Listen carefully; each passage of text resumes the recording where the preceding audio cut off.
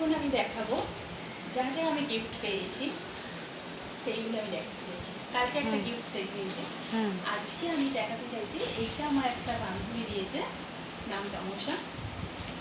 শুধু ব্যাগ নয়, ব্যাগটা খুব সুন্দর, দেখুন খুব সুন্দর ব্যাগটা।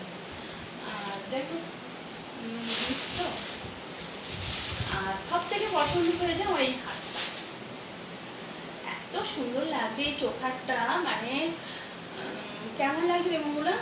খুব সুন্দর লাগছে, ভালোই মানিয়েছে।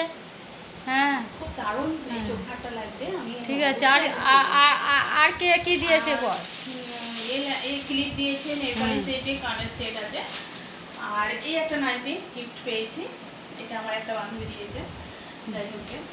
আর এইটা একটা কাপড়, ছাপা শাড়ি,